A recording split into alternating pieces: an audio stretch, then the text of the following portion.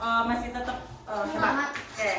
Hari ini seperti janji ibu kemarin ya, kita akan mencoba pembelajaran yang pertama tentang coding. Oke. Nah, kalian lihat ke depan. Sini ada apa? Coba baca. Apa ini?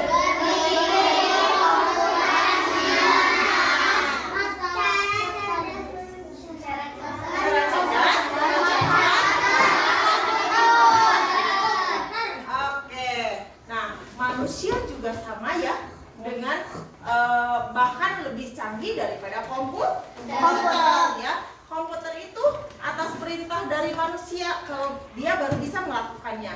Nah, tapi apa yang dilakukan komputer itu bisa kita lakukan untuk kita juga ya. Nah, kita lanjutkan di sini. Nah, apa itu berpikir komputasional? Nah, adalah suatu metode atau cara berpikir ya yang memecahkan masalah yang rumit ya secara metodis. Di sini mirip dengan ilmuwan ya, kita itu ya mirip dengan ilmuwan, tapi bukan seperti yang pemrograman, tapi cara berpikirnya saja ya. Nah, ini adalah keterampilan dasar yang berguna untuk semua orang ya. Kita berpikir secara komputasional itu akan cepat memecahkan masalahnya kalau masalahnya disusun secara berurut. Nah, kenapa kita harus berpikir komputasional? Coba, ada yang tahu gak? Nih, keterampilan masa depan. Salah satu kemampuan yang paling dibutuhkan adalah berpikir komputasional ketika kita nanti di masa depan nanti.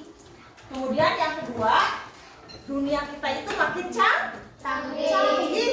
Betul sekali ya. Kecanggihan teknologi yang diintegrasikan ke dalam kehidupan sehari-hari. Nah, itu bisa jadi saingan buat kita semua ya. Nah, lanjut.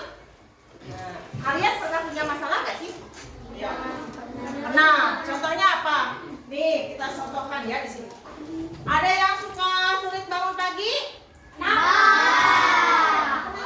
Masalahnya apa berarti sulit bangun pagi? Nih, satu. Ada yang suka tidur larut? Pulang aja langsung tidur. Yang suka apa teh tidurnya malam-malam, nonton TV dulu atau main HP dulu mungkin. Tidur jam berapa? Jam 9. Nah, walaupun jam 9 kadang-kadang suka kebablasan kan tidurnya, berarti kalian kurang yang namanya istirahat ya. Nah, kalau kita tidur terlalu larut, solusinya apa sih? Apa coba? Ayo. Kalau kita tidur terlalu larut, solusinya seharusnya kita seperti apa? Tidur lebih cepat. Betul. Kalau main game malam-malam, solusinya apa? Bangunnya jadi kesiangan. Solusinya? Harusnya? Tidurnya harus lebih cepat, kemudian jangan main game terus malam-malamnya. Betul. Kemudian kalau bangun kesiangan, nih solusinya apa sih? Kalau bangunnya kesiangan, solusinya apa? Tidur lebih awal. Terus ada lagi gak selain daripada tidur lebih awal? Ada nggak? Pasang apa coba? Alarm. Betul, pasang alarm ya, di situ di pinggir telinga ditaruh di sini biar langsung pas bunyi langsung bangun.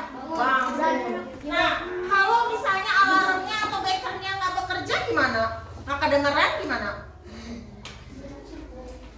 Ayo, solusinya apa? Kalau bekernya itu nggak bekerja atau nggak kedengeran, suaranya kecil, diapain dulu coba solusinya? Dikerasin. Betul, good. Iya, benar sekali. Berarti solusinya kalau misalnya jam bekernya tersebut nggak kedengeran, berarti harus lebih besar volumenya ya. Benar kan ya? Volumenya harus lebih besar. Nah, kita lanjut. Tujuan pembelajaran kita hari ini adalah yang pertama, mengidentifikasi permasalahan sederhana dalam kehidupan sehari-hari. Kemudian yang kedua, ke dalam pola dan abstraksi. Di sini abstraksi itu maksudnya dalam bayangan kalian, ya, seperti itu ya. Nah, ada 4 pilar dalam cara berpikir komputasional itu. Yang pertama adalah dekomposisi, yang kedua pengenalan pola, yang ketiga abstraksi, dan terakhir adalah algoritma. Nah, kita pakai dulu dari yang pertama dulu ya. Nah, dekomposisi. Nih, contohkan. Di sini proses membagi masalah yang rumit dan besar ya menjadi komponen yang lebih kecil, yang lebih mudah dikelola. Ya. Nah, contohnya, tujuannya kenapa ini dekomposisi ini? Agar masalah tidak terlihat menakutkan. Kalau kita melihat masalah gede, suka takut kan ya? Nih masalahnya, aduh, kita tuh bangun tidur kesiangan. Gimana ya, misalnya ya, seperti itu.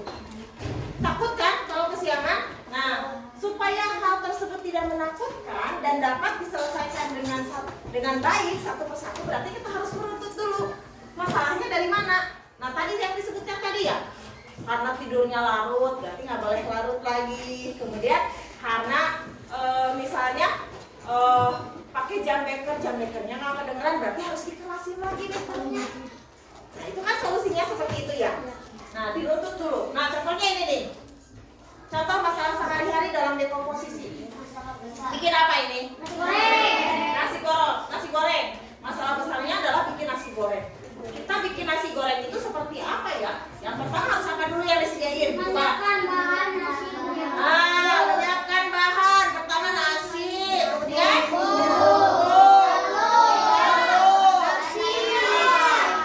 kecap kalau mau ditambah kecap ya, dan lain-lain. Yang kedua apa dulu? Diiris dulu bumbunya. Nggak mungkin nggak diiris kan bawangnya. Ya, harus diiris dulu. Masa satuan bawangnya ya. Kemudian yang kedua, goreng dulu telurnya. Kalau yang ingin telurnya telur ceplok boleh. Kalau yang ingin disatuin sama yang apa sih nasi gorengnya, berarti harus duluan digoreng dengan bumbu yang lainnya. Kemudian yang keempat, tumis dulu bumbunya. Kalau nggak ditumis, bau kan ya, nggak enak ya, seperti itu. Kemudian campur semua bahannya dan masak sampai matang. Nih, kalau pengenalan pola. Nah, pengenalan pola ini adalah kemampuan untuk mengidentifikasi pola atau tren atau paralel dalam data atau di antara masalah-masalah kecil yang ditelaah dipecah-pecah lagi ya. Tujuannya untuk apa? Membuat solusi menjadi lebih efisien. Nah, tadi nasi goreng kayak langkah pertama apa dulu kalau mengenal pola? Numis bumbu.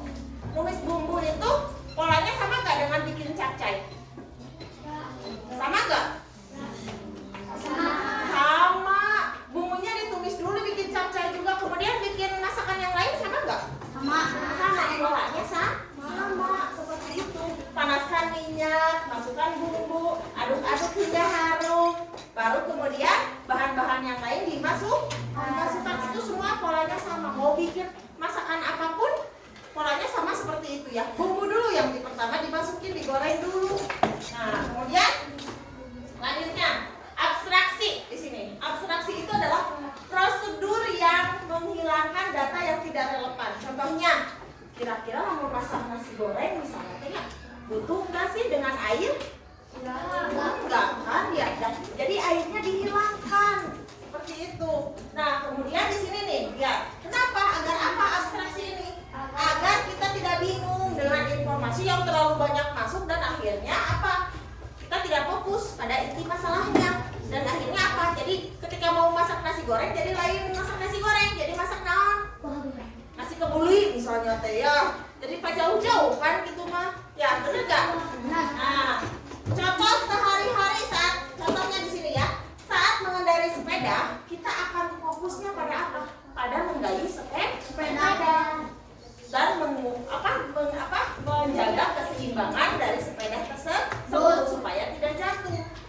Bukan memikirkan apa? Memikirkan yang lain, contohnya mikirkan bautnya, mikirkan bannya dan lain sebagainya. Kan ya?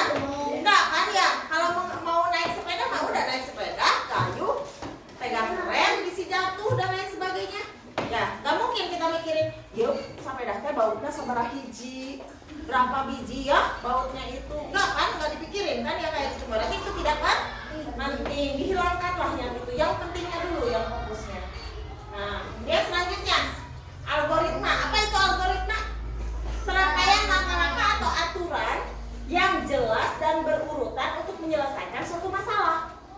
Contoh algoritma adalah hasil dari akhir dari 3 pilar sebelumnya. Jadi hasil akhirnya. Nah, contohnya lihat, urutannya jelas, tidak ambigu. Maksudnya tidak ambigu itu tidak memiliki makna yang ganda. Nah, kemudian pasti berhenti dan masalah akan terselesaikan. Contohnya resep masakan. Resep masakan mulai dari tadi bikin nasi goreng, tumis bumbu, dan akhirnya setelah selesai bumbunya disajikan dan dimakan. Contoh lain, petunjuk perakitan mainan. Kalian suka main Lego? Di situ kan ada petunjuknya ya? Ah, petunjuknya. Mana dulu yang harus dipasang? Ini dulu, terus yang ini dulu. Ada urutannya. Gak mungkin kan yang terakhir dipasang duluan? Ya. Nah, seperti itu. Kemudian atau tutorial cara melakukan sesuatu di sini. Sekarang contoh penerapan dalam kehidupan kita ya. Nih, dekomposisi. Misalnya kalian belajar IPA, ya, mencari materi mulut, lambung, usus dan lainnya, membuat slide, presentasi dan lain sebagainya ya. Kemudian yang pola, membuat setiap abstraksi ini, misalnya nih tugas-tugas yang lainnya ini tidak terlalu ini. Nah, manfaat daripada berpikir komputasional yang pertama adalah melatih kemampuan, kemudian membuat kalian ya di sini menjadi pemecah masalah atau problem solving ya, kemudian meningkatkan kreativitas dan dalam mencari solusi. Kemudian yang terakhir adalah menjadi fondasi penting jika kamu tertarik pada bidang sains, teknologi atau teknik informatika dan lain sebagainya ya. Nah, kesimpulannya, oke, kita lanjutkan. Hari ini ya, Ibu akan mengajak kalian untuk bereksperimen ya, dan berpikir secara komputasional. Dengan cara apa? Yang pertama, tahu ini bahannya apa? Tahu. Nih, ada air panas. Kemudian ada apa? Ada apa? Gula. Nah, sama Ibu, setiap kelompok akan dibagi satu ya. Satu kelas satu. Nanti kalian bekerja sama dengan kelompoknya, bereksperimen sambil mengerjakan LKPD ya. Bagaimana urutan cara membuat teh manis yang enak. Teh manis yang enak, mulai dari yang pertama sampai di akhir ya. Nah, ini Ibu akan bagikan dulu LKPD-nya. Satu kelompok satu, kalian bekerja sama. Nanti siapa yang bertugas mengisi dan siapa yang bertugas untuk mencoba eksperimennya.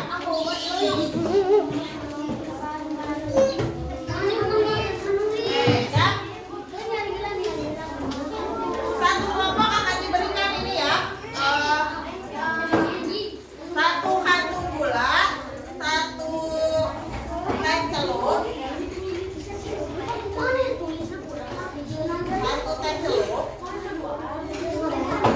Ibu ingin tahu kalian itu bisakah membuat urutan-urutan berpikir komputasional dengan cara mempraktekkan membuat teh manis yang enak ya.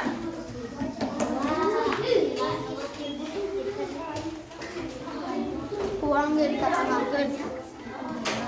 Tahu. Tadi kata ngagen.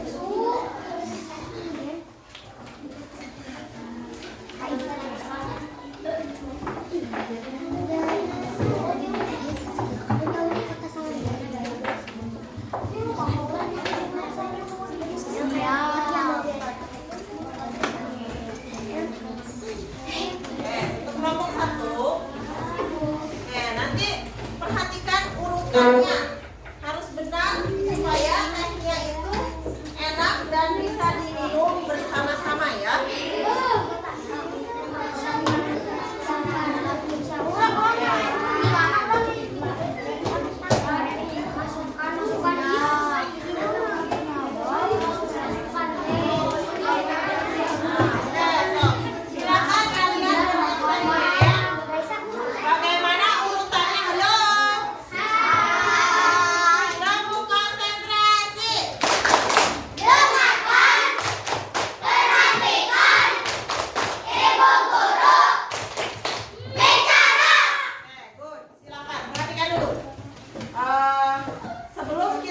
praktek, kalian silahkan telaah dulu. Kalian kan suka lihat ya, ibu kalian di rumah bikin teh manis itu seperti apa, urutannya seperti apa.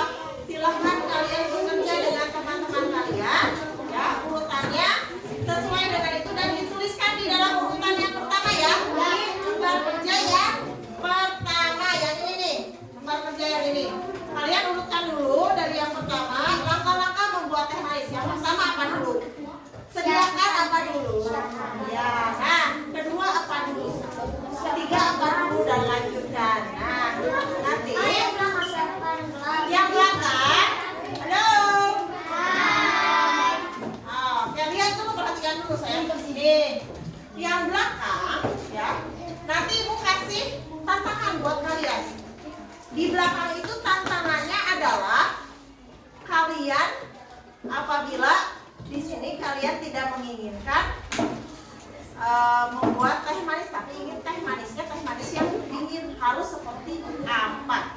Ya, jadi beda nya kalau ini beda, ya, sama yang ini beda. So silakan bekerja sama.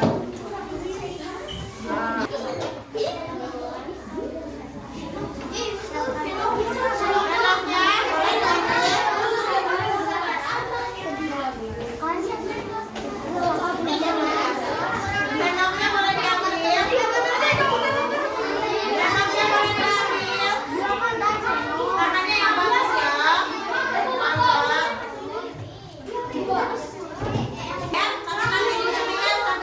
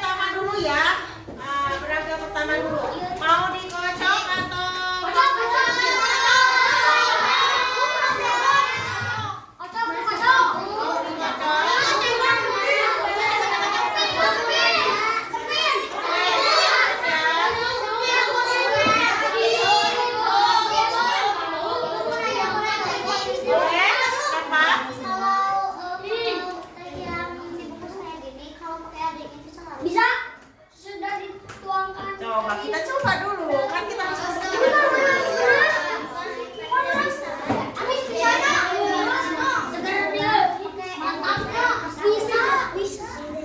Dalam kelompok.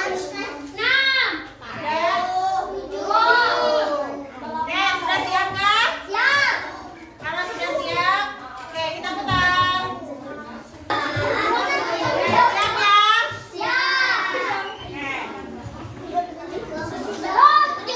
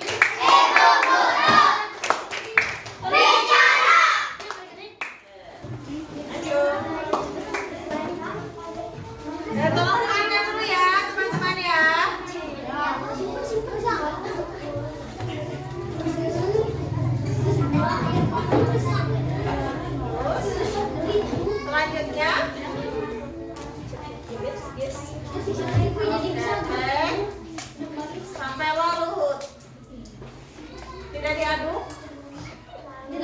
Oh, lalu diaduk. Oke, diaduklah. Ya. Sampai gulanya larut.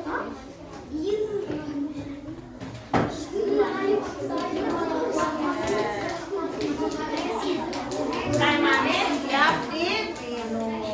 Oke, beri tepuk tangan untuk kelompok 3.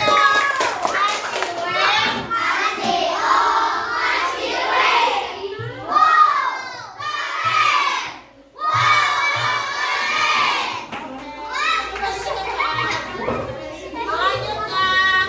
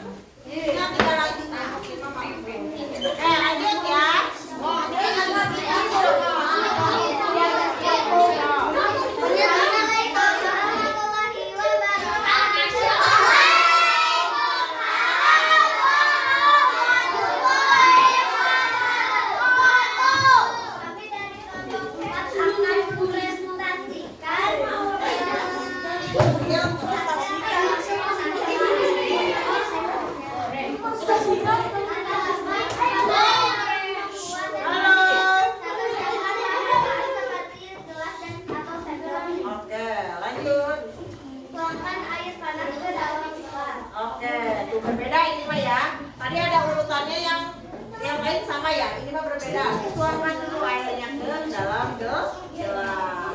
Selanjutnya, oke, tuangkan gulanya ke dalam gelas. Jadi masih kurang.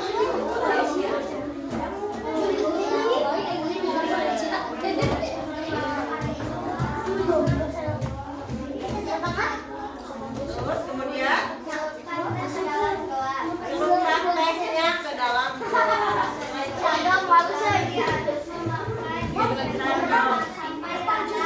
Sampai rata. Ya, aduk dengan sendok sampai rata. Ya.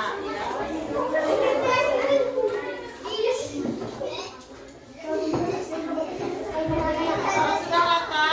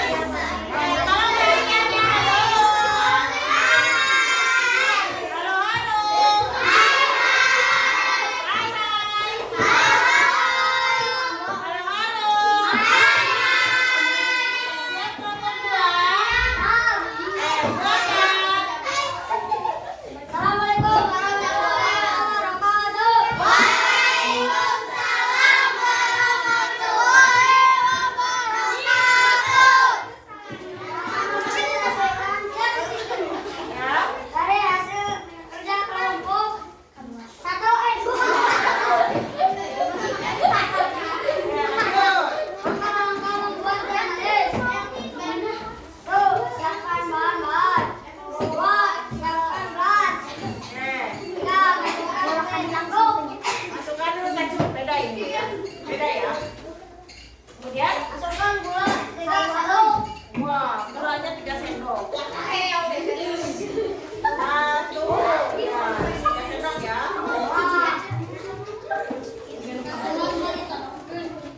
Oke, sudah. Masukkan air panas secukupnya. Disisain sedikit ya buat kelompok satu ya.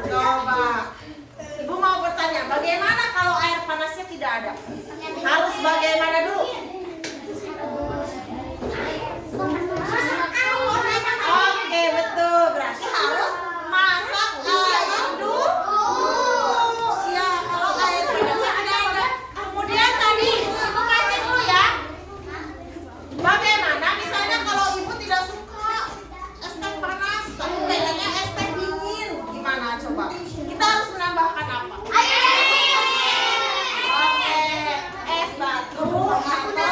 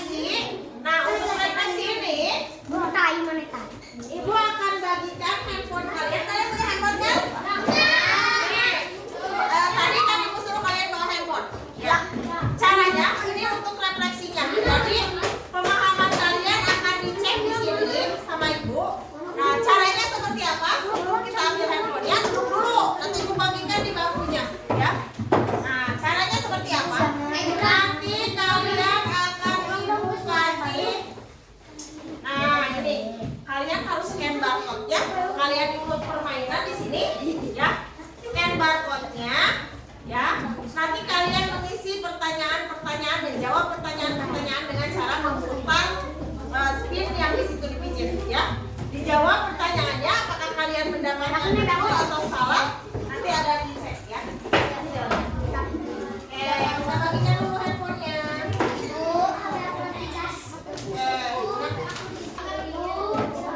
Siap ya? Ya, nggak apa-apa kalau nggak bisa kita perhatikan dulu yang kalau kayak nggak bisa nanti sama ibu terakhir. Kita coba dulu yang pertama ini dulu. Sini. Diketik udah belum? Bisa nggak? Ayo.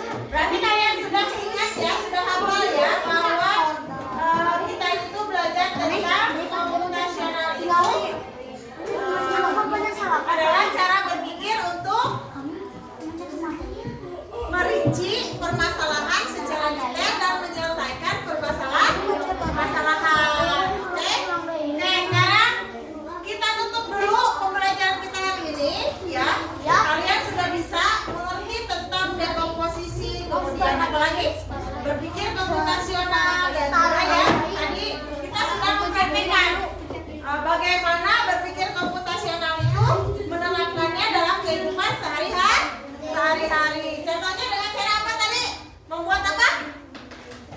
Es manis. Teh manis. Nah, ini ada tugas buat kalian nanti berkelompok di rumah ya. Nah, permasalahannya ada di sini. Ya, ini permasalahannya ada di sini berkelompok. Permasalahannya adalah misalkan ayah kalian ulang tahun. Nah, berarti kalian harus mempersiapkan segala sesuatu tentang ulang tahun. Apa saja yang dibutuhkan dalam ulang tahun dan kemudian apa yang dibutuhkan untuk membuat acara ulang tahun dan lain sebagainya. Ini ibu bagikan untuk kalian kerjakan di kelompok masing-masing. Masih. Ya, ini mana nanti buat di kelompok ya, tugas di rumah. Ya. Pulang sekolah Bu. Iya. Dimasak. Ya, kelompok tugas di rumah. Ya, nanti aja.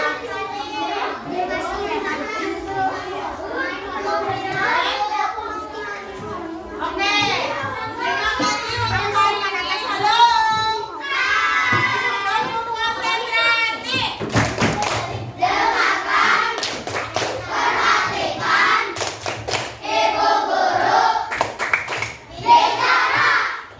Terima kasih untuk hari ini. Kita sudah belajar tentang komputasional dalam coding ya. Nah, pelajari lagi di rumah. Kemudian ibu kasih tugas untuk kalian lebih mengerti tentang bagaimana berpikir komputasional itu dengan tugas yang ibu berikan yang dikerjakan dalam